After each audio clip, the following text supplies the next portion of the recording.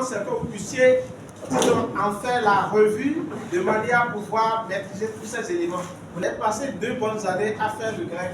When I went to seminary, I tried to test out of the Greek language. Oui, et quand je suis allé en faculté, j'ai essayé de tester le grec que j'ai appris.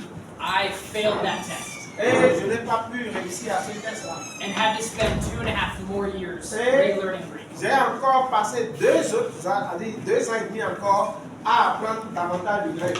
I share that story because this is content we want you to continually come back to. Je partage ceci pour vous montrer que ce que nous sommes en train de prendre ici maintenant, c'est des choses que nous allons revoir, à dire une fois.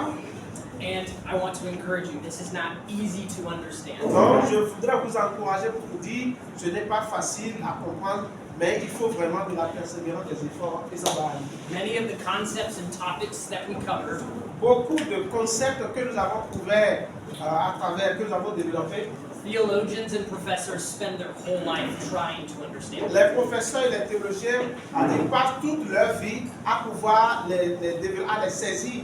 But our ask is that you would faithfully seek to grow. Tout ce que nous voulons, c'est que vous puissiez chercher de façon fidèle à grandir dans la foi. As Bruce and Billy and I seek to grow every day too. Exactement comme Billy, Bruce et moi-même, nous cherchons chaque jour à grandir dans notre foi chrétienne. So as we start back up, I want to remind us why hermeneutics is important. Donc, je voudrais une fois encore vous rappeler pourquoi l'herméneutique est importante. So everybody close your eyes.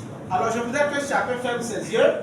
And I want you to picture a man or a woman walking along a long journey. Et je voudrais que vous vous imaginiez un homme ou une femme en train de marcher pour faire pour entreprendre le voyage. They are trying to get to an end destination of great importance. Ils sont en train de chercher à aller à une destination qui est d'une importance capitale pour eux. The path to get there isn't straight. Et le chemin pour y aller n'est pas un chemin qui est tout droit, non. There are many side paths you can take. Il y a beaucoup de tours et de détours sur le chemin. Some roads look right at first, but ultimately lead to danger. or Oui, dead il y a ends. parfois des embranchements. Donc, parfois, vous pouvez avoir l'impression que ce chemin-là, c'est un bon chemin, mais ça vous conduit peut-être dans une fosse. In order for that individual to make it to their destination, they need a map. Donc, pour que l'individu puisse vraiment réussir à aller à la destination, il a besoin d'avoir une carte. But having the map is just part of it. Mais avoir une carte, c'est juste une partie de la chose. They also need hermeneutics L'herméneutique, is the map that we've been given. c'est la carte qu'on nous donne. Hermeneutics is to rightly interpret L'herméneutique, c'est de pouvoir bien interpréter le texte and apply a text et de pouvoir bien l'appliquer according to the author's original intent. selon l'intention originelle de l'auteur. Go ahead. You got it. Alors, vous ouvrez maintenant vos yeux. Mais j'ai vu beaucoup de gens qui n'ont pas compris les choses. Ils n'ont pas compris.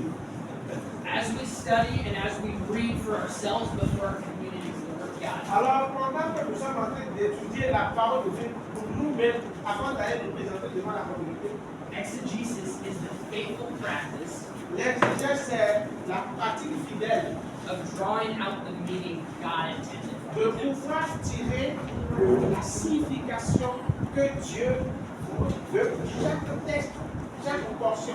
The temptation is to draw out our meaning. La tentation, c'est quoi? C'est de pouvoir sortir du texte notre signification à nous et non celle de Dieu. I'll give you an example. Je vais vous donner des exemples. I was a college athlete. J'étais à l'université I played football, American football, et je jouais au football américain. but I was a punter, so I still kicked the ball. Donc, moi, je tapais dans la balle. In the athlete community, Et dans la communauté des athlètes, many athletes will use Philippians 4:13 beaucoup de gens vont utiliser, ils utilisent Philippiens 4, 15, or 13, 13. Yes. Philippiens 4, 13. which says, I can do all things through Christ who gives me Qui strength. dit, je peux tout par Christ qui me fortifie. Often this is used to say, I can accomplish some physical feat. Et parfois, les gens utilisent ça pour dire que oui, je peux faire des exploits physiques. I can lift this heavy weight. Même si c'est un poids qui est assez lourd, je peux soulever ça parce que le Seigneur me fortifie. I can make this game-winning goal, Je peux, par exemple, jouer un jeu et puis gagner. and are taking their intended meaning rather than wrestling with Ici, God. ils sont en train de mettre leur propre signification dans le texte de Philippiens 4:13. This is an example of the word eisegesis. C'est ça l'exemple de ce que nous appelons l'exégèse. Can you write it on the board? Can you write it? Exégèse. I don't think they have that. Yeah, that'll be helpful. On n'a pas de Green, or is it the blue one? exégèse. Sorry, no, the blue one. Le bleu. Yeah. Exégèse. Got it. Exégèse. So that's exegesis. Voilà. L'exégèse. And that's eisegesis. That's another word. There's two. So Voilà. Il y a l'exégèse et il y a le second texte. En fait, c'est le contraire. Non, c'est pas exégèse, c'est le contraire. Au lieu de faire l'exégèse, c'est le fait de tirer le sens que Dieu a l'intention de Dieu dans le texte. Mais l'autre là, c'est. Voilà, EI, voilà. En français, c'est ça la même chose. EI aussi. Ah, non. Mais en anglais, on dit ice. yes. Exégèse. Ouais. Voilà. Yeah. Okay. Perfect. So this first option Donc, ce qu'il y a ici, l'exégèse ici, is when we faithfully pull out God's meaning of the c'est text. quand nous arrivons fidèlement à sortir le sens que Dieu a mis dans le texte. This Mais ici, là, is when we put our meaning. into c'est the quand text. nous-mêmes, là, nous mettons notre signification sur le texte que Dieu nous donne. Là, c'est plus le sens que Dieu veut, c'est le sens que nous voulons. The importance of hermeneutics is it's teaching us to rightly pull God's meaning. Et l'important de l'herméneutique, c'est de nous aider à pouvoir bien réussir l'exercice là. This is important for your personal relationship with C'est God. vraiment important pour votre relation personnelle avec le Seigneur. But you are not walking this road alone. Mais vous n'êtes pas en train de faire le chemin seul. You are all leading and guiding family, Vous êtes en train de diriger, vous êtes en train de conduire des familles, your churches, and your communities. vos églises, vos communautés. If we ignore the map of Scripture Donc si nous ignorons la carte de l'Écriture and choose our own meanings on the text, et que nous forçons nos propres significations dans le texte, we will either be going in the wrong direction alors nous allons nous retrouver dans la mauvaise direction. or wind up with a very dangerous understanding. Et parfois même, on peut déboucher sur des compréhensions dangereuses de la parole de Dieu. And as leaders of your church, Et en tant que dirigeant de vos communautés, if you go off the path, si vous perdez, c'est-à-dire vous déraillez, there will be people who follow you. alors beaucoup de gens vont vous suivre, eux aussi vont dérailler. That is why it is so important what we are studying this week. Et c'est pour cela que ce que nous sommes en train d'étudier cette semaine est si important. This is why we are studying hermeneutics. C'est pour cela que nous devons apprendre et maîtriser l'herméneutique. The question that we're asking La this week, question que nous allons poser est celle-ci. how do we rightly read God's word? Alors, comment est-ce qu'on peut fidèlement lire la parole de Dieu et rendre son sens? As we talk a little bit about interpretation, Quand nous parlons un peu de l'interprétation, Scripture says that interpretation and rightly handling God's word is necessary. l'Écriture nous dit que l'interprétation et puis la façon, c'est-à-dire pouvoir dispenser de façon efficace la parole de Dieu, c'est très important. Would someone read 2 Timothy 2:15? Quand quelqu'un lit par exemple 2 Timothée 2:15, 2 Timothée 2:15,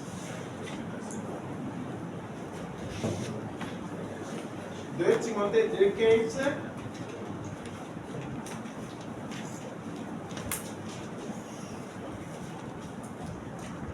est-ce que Paul dit ici que le fait de lire c'est sa Bible avec un cœur sincère que c'est suffisant?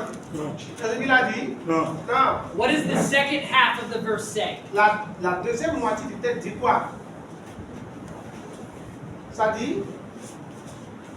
Oui, la seconde partie du verset dit quoi? Un ouvrier qui n'a pas à rougir, Voilà. Non, non. il dispense droitement la parole de la vérité. Voilà. He says, who correctly teaches the Il word. dispense droitement la parole de la vérité. The word correctly means there's two options. Ici, quand on emploie correctement, ça veut dire qu'il y a deux options. There is a right and correct teaching of God's word, Il y a un enseignement correct et droit de la parole de Dieu. and there is a wrong way to teach his word. Et il y a aussi une mauvaise manière d'enseigner la parole de Dieu. When we pull our meaning out of the text, Quand nous mettons nous-mêmes nos significations dans le texte, rather than God's intended meaning, plutôt que d'en tirer le sens que Dieu lui donne, we teach this word incorrectly. c'est que nous sommes en train de mal enseigner la parole de Dieu. Our responsibility is to teach it right. Et notre responsabilité, c'est de pouvoir enseigner droitement la parole de la vérité.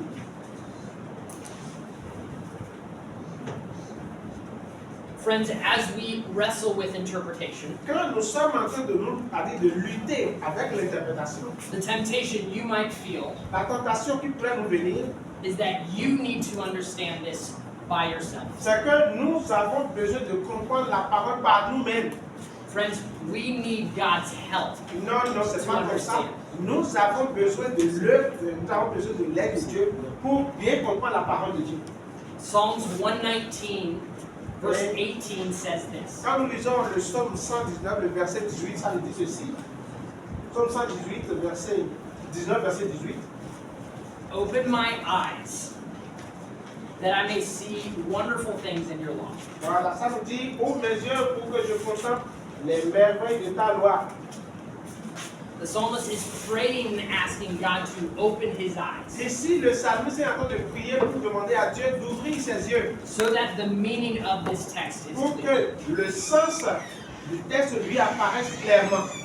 He is saying God's word is clear and can be understood, Oui, il est en train de dire que la parole de Dieu est claire et qu'on peut la comprendre. but humility and dependence on God